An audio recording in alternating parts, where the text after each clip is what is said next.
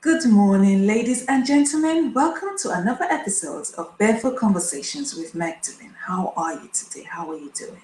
Who is Magdalene? Magdalene is an entrepreneur with two businesses. I am the Chief Executive Officer and founder of Music Relief Foundation, who work with young people to unleash their creative spirit. I'm also the Chief Executive Officer and founder of Magdalene at Nike, where I work and coach women who are struggling to find their passion in life, helping them to identify, to connect or reconnect in order for them to live a purposeful life. How are you doing? Welcome to another episode this morning. It's been another phenomenal week. So many things have happened in the course of the week, and thank God we are here again today. And today I'm talking about parenting skills. And this topic today really came about from what happened yesterday. Many of you would have watched my Facebook Live that I did yesterday after the incident. And for those who don't know about it, let me just briefly talk about it before we go into today's topic. I was driving back home yesterday from a meeting, and I got to a junction, obviously waiting for my turn to drive across. And what I saw really shocked me, really baffled me. There was a little child, she shouldn't be more than 4 years old, running. She was running along the pavement, and I didn't think anything of it, just waiting obviously for my turn to cross the road, to drive across the road. But then what really shocked me was when this child just literally ran across this major road. So my first initial, after of shouting, the first thing that came into my mind was that maybe the person that walks across the road on the zebra crossing was with her. But then I said, surely if you are with a little child, you should stop at the zebra crossing and hold that child's hand before you cross over. So I concluded that that person was not with that child. Then I looked around thinking, where is the child? Where's the adult that's accompanying this child? And this child had run across the road. Thank God there was no car coming, because I had to cross the road at the same time as well. There was no car coming at that major time. And she ran across the road, and she was still running on the pavement until eventually her granddad, because it was an elderly guy, so I think it's her granddad, or it could be her dad, I don't know. He came, he was on the phone, and then he crossed on the zebra crossing. So now listen, his child, grandchild, whomever she may be to him, ran across the road without knowing any different, because she's a little baby. She ran across the road without stopping. He was more interested in the telephone conversation he was having. He got to the same road and he crossed the zebra crossing. There was no reaction from him telling the child, oh, wait, it's the road. Nothing. I just want to emphasize that he did not make a sound. I had crossed the road. I had driven across. I wanted to continue my journey, but I said no. I had literally had to drive across and then drive to the other side of the road where they were and park my car to speak to him. He was still on the phone, and this little girl was still running. She was still quite a few yards away from him. And I said to him, I said, listen, can you get off that phone and watch your child, please? This is a baby. A car could have hit her just now. You're more interested in the telephone conversation you are having. And he looked at me and he smiled and he just nodded his head, not to even say to that person, hold on, because his phone was still on his ear. It was still there by his ear. He was still busy talking to that person. So as I was talking to him, the other person was also talking to him at the same time. And this little girl was still running. I said, can you stop that conversation you're having and focus on your child? I'm not going to say don't even have that conversation. But the thing is, if that conversation is going to cause you to lose your attention, then you don't need to be having that conversation. Because you need to focus on this little girl. I said, she could have died just now. I said, you need to look after this baby. She's a baby, look after her. And he just smiled. And I just drove away. I drove a little bit away, and then I did the Facebook Live that I did yesterday evening. But that's what led me. I was going to have a different topic, totally different topic. But when that happened, that led me to today's topic. Parenting skills. Is there a manual? You know, when you want to learn how to drive, you have to go and buy the driving instruction books, so you learn all the different signs on the roads, and you know all these different things, so that you are more abreast of what's happening within the road, so that you don't drive into where you have a sign that says no entry. You don't drive into it if you're not aware. If you're not aware of it, you're just going to drive into it. If you see a sign that says no through road, you don't expect to get to the other side of the road when the sign clearly says that you won't go any further when you go to a certain point in this road. So we have these manuals. You buy any goods, any electrical goods, anything you buy, there is a manual that helps you to look at it, especially if you buy wardrobes. There's a manual that tells you how to assemble those wardrobes together. In different aspects of our lives, in different things that we purchase, there are manuals. But for parenting skills, do we have a manual? You have two people laid together, and then Bob's your uncle. The lady's pregnant, and not long after that, the baby comes. What manual do they have to look after that child? What have they been given to look after that child? Are they just looking at other people and see how other people raise their children, and then they use it as their own template to raise their child? Or they look at their own background and see how they were raised and use that as a template to raise their child? What manual do we have as parents, as carers, to look after children? Because when I look at what happened yesterday with that little girl, it's so plain in my mind, because anything could have happened. It could have taken just one car who was in high speed to have hit that girl, because she literally came out from nowhere.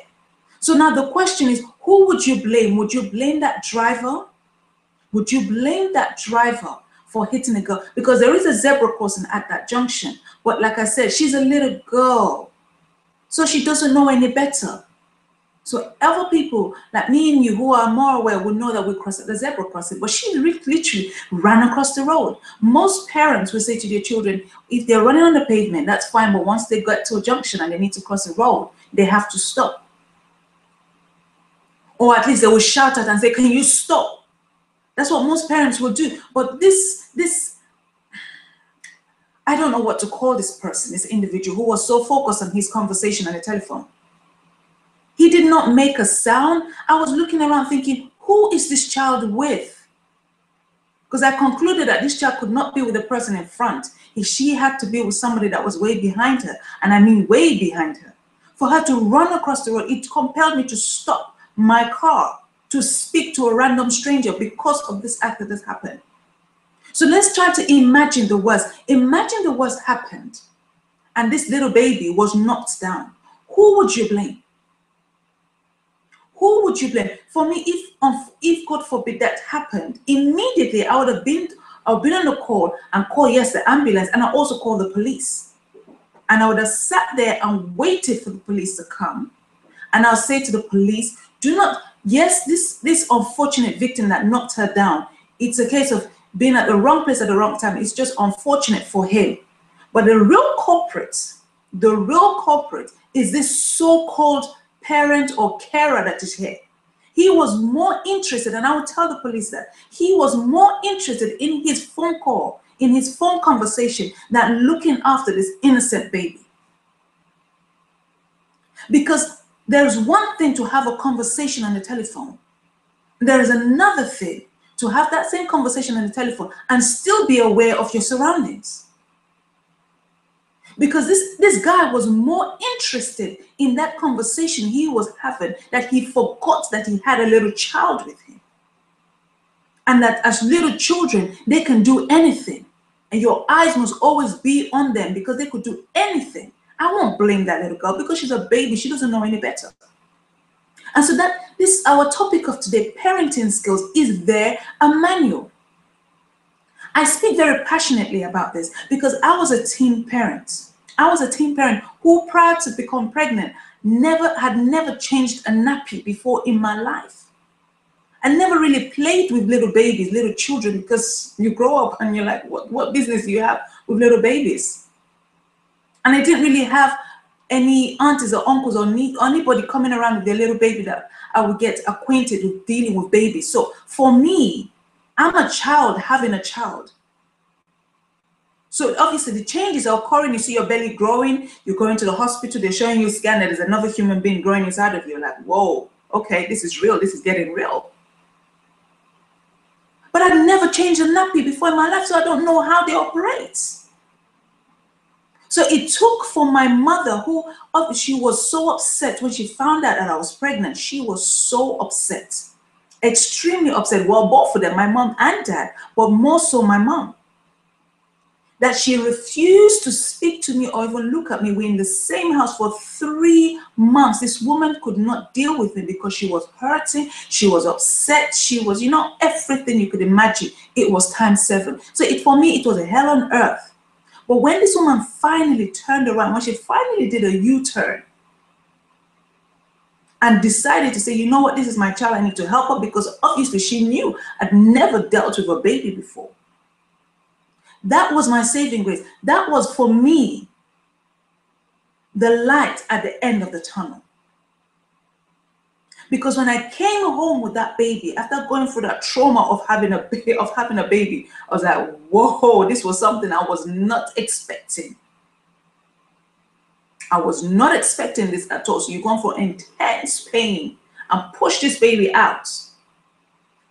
So after going through that trauma, now they're giving you this baby. I say, okay, take this is yours, and you'll be like, what do I do with this thing? What do I do with this little thing? I don't know what to do with this little thing. So it took for her to do that U-turn and turn around and help me to look after this little thing, to feed this baby, to bathe this baby, to even bathe me and feed me, because I was like, oh, I don't know what to do. It took for her to turn around, and then for me to understand, as I was watching what she was doing, for me to understand, okay, this is how you hold the baby. You must be very careful. You can't just drop the baby here and go away, especially when they get to that point that they begin to try to be more mobile. You can't just leave them here and think that you just go to the kitchen and get a cup of tea or something and come back. It took for me to watch and to really take notes, mental notes of what's happening before I understood. Even with that, I still didn't fully understand. But I was more better off knowledgeable than I was prior to the baby coming, because I didn't know anything, nothing. Which side were you supposed to hold to put the nappy on? I didn't even know that. So when you talk about parenting skills, it's more, it goes beyond the laying down together to have this baby. It goes way beyond that. It goes beyond going to the designer shops and buying the Louis Vuitton and the Versace and the Gucci and all of them, the Fendi and everything you can mention. It goes beyond that. To buy all those cute little outfits for the boys and for the girls. It goes way beyond that. It takes discipline to look after a child or children. It takes discipline from the adults, either the biological parents or the adopted parents or the uncles, the aunties, the grandparents, whomever it is that is looking after that child. It takes discipline. And so my question is there a manual?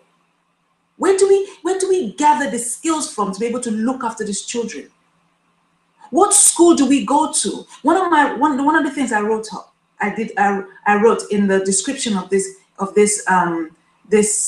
today's program, I said, is there a school we go to that we get a certificate to show that, yes, I've now gone through the school of parenting and this is my degree. You know, you go to school and after 3 years or however long your course is, you come out with your degree. This is my degree to show that I've now completed a parenting course. And even if there was, and you did complete that parenting course, is that it? So are you now so knowledgeable that you don't need any more parenting courses again? There are several things that we learn on a daily basis, if not everything. We're learning so many things on a daily basis. You could be a parent of yesterday. When I mean a parent of yesterday, I'm talking about the grandparents that are our grandparents today. So they were the parents of yesterday. They were the ones that had the children, and the children have now grown, and the children have now begun to reproduce. So you could be a parent of yesterday and feel that you know it all because obviously your age, you are here, you've been here longer. But age does not qualify the ultimate wisdom, the ultimate knowledge, because we learn daily. I said earlier that this man that was with this young girl was an elderly guy. So looking at him as an elderly person, automatically, maybe that's a wrong generalization, but let me just still use it. Automatically, you assume that he is her granddad. You automatically assume that. But he could be her dad, he could be a next door neighbor, he could be an uncle, I don't know. But let me just stick with that granddad story. So you automatically assume that he could be her granddad, And with that, him being the great-aunt meant that her father or her mother is his own child that he gave birth to however many years ago. And that child has since grown up and now had a reproduction of his or her own self. Thus the little girl.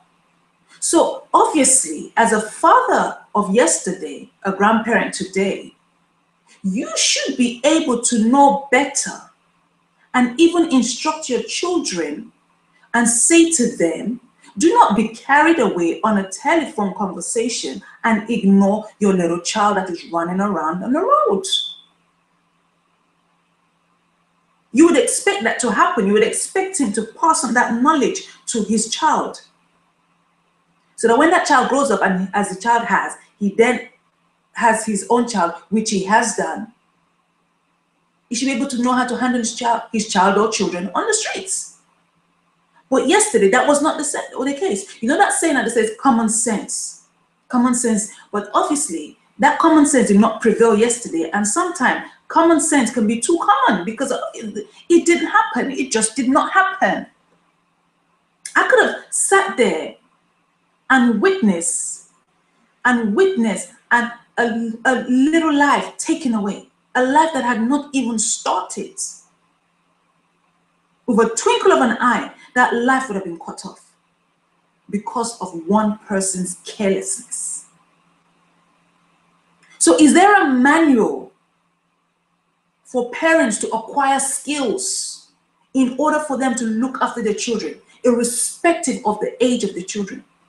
Sometimes you find that the children grow up and they are the ones teaching their parents, because the parents seem to have been stuck in a little bubble and they don't go past that particular age, and they feel that they're forever young, and they feel that they can still hang around with their friends and do as you like. And you're wondering, at a certain age, surely you must have gone past this. Obviously, you socialize with friends, but the certain things that you know you used to do when you were younger, you don't do it anymore because maturity should take place. Common sense, sometimes not very common, should take place in your mind, and you know that certain things you just don't do. So irrespective of your race, your culture, your background, it doesn't matter. When it comes to looking after children, especially the younger ones, it has to be more hands-on. You need to develop. For me, I believe we need to develop eyes on the back, in the sides, everywhere, to just be constantly looking at them, because they can do and undo at any time. So parenting skills, is there a manual? Is it just a case to say that we learn from our parents and this is how our parents did it, so this is how we're going to do it? And then that circle continues.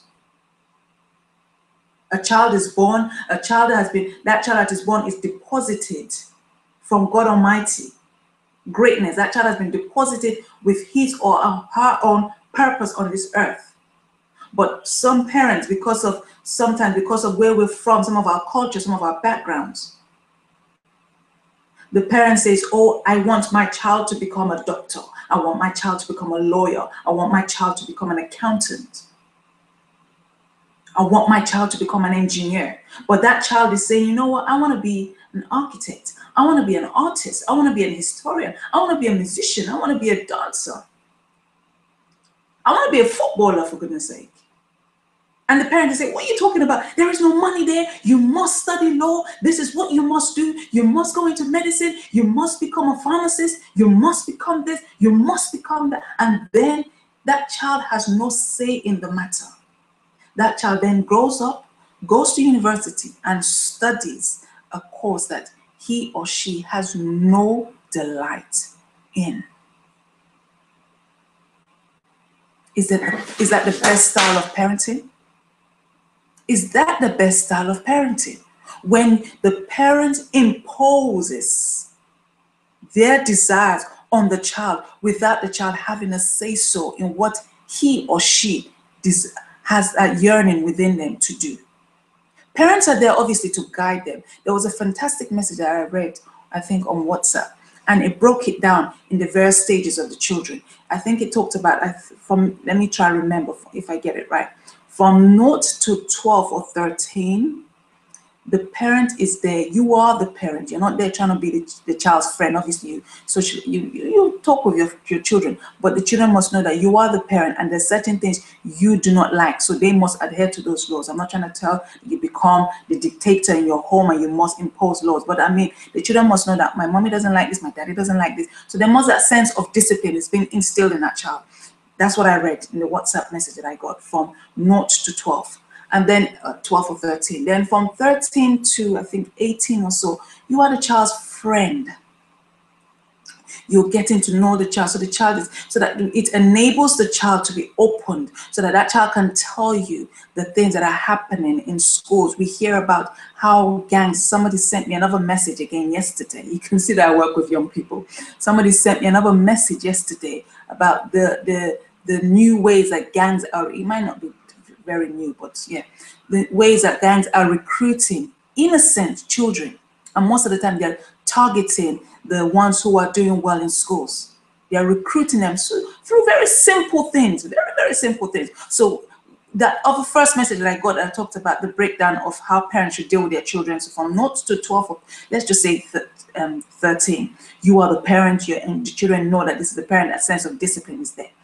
And then from 13 to 18, the parent still being the parent, but also now creating that other opportunity to be the friend of this child, so that that child is able to open up and tell you whatever is going through his or her mind, so that, you know, so when, God forbid, something happens, you're not taken unaware and like, where did this come from? And then obviously from 18 onwards, you are the child's mentor. You act as a mentor. Hence the reason you must carry yourself in a manner that you know that you have younger people who are looking up to you, because they too will one day get to that position. And how will they mentor other people who are younger than them if they learned the wrong way from the adults that are around them in the first place? So when you have a child, if the child is 1 year old, or if the child is 50 years old, so long you are the parent, you are still continuously parenting that child in one way or the other. The parenting styles obviously evolves and changes, but you still continue to parent that child in one way or the other. So it's obviously it's not for you to just wash your hands and say, that's it, I'm done. Even if you're not more hands-on, because obviously the child has now grown and is a grown adult now.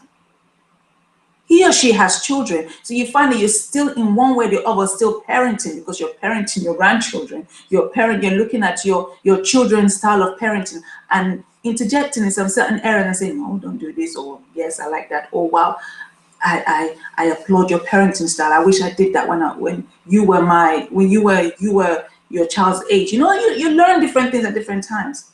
So is there a set manual? Could somebody sit down and say, yes, I have now written a manual that all parents will read, and once they read this manual, they are set for life? And you've written this book, you wrote this book in January 2017, and for the next 1 million years, let me put it that way, that manual is always going to be relevant. For every single point you have listed in your book, every single point will be relevant for the new generations that are coming up, constantly evolving, coming up. I could be wrong. Maybe somebody has done so, and they say that, yes, that is it. And that's the manual that people live by and swear by, and that is how their parenting skills have been so specific and so great and so wonderful. I want to say this to us. The issue that I brought up earlier on in regards to the wrong management of that granddad to his granddaughter, it's not only unique to that situation of yesterday. You will find that such things happen in different ways, in different styles, along the parenting journey. But what I'm saying to each and every one of us, and I'm saying to myself as well, because that's why I said us, because I'm inclusive of this, is that we cannot, as parents, as carers, as people in charge of, responsible for young lives, we can't sit down and assume that one size fits all. That's one thing. Neither can we sit down and afford, I'm trying to pick my words very carefully. Neither can we sit down and afford not to be vigilant and watch our children, especially when they are still quite young. So if the unfortunate happened yesterday, will that guy still be on the telephone talking? One of the things I said yesterday on my Facebook Live, I said, if I was brave enough, I would have come off my car, obviously, take the man's phone and smashed it on the floor. If the unfortunate had happened yesterday, I would have forgotten whether or not I was brave or not. I would have taken the man's phone and smashed it on his face. Because I'll be like, you are the cause of this innocent child losing her life. You are the cause. Because you refuse to pay attention to your child on the road. So I want to conclude with this. Quickly, as my time has gone already. We need, as parents, to continue to evolve and continue to be vigilant and understand our children and work with them daily. We can't be careless. Until next time, this is Magdalene Adenake, the entrepreneur with 2 businesses. Music Relief Foundation, a youth organization where we work with young people, 11 to 19 years old, to unleash their creative spirit. And as a coach and speaker and author to women who are struggling to find their purpose in life, helping them to identify, to connect, and reconnect. Join me again next week, Tuesday. Well, have a great day, a wonderful week. And God willing, I'll see you again next week. Bye for now.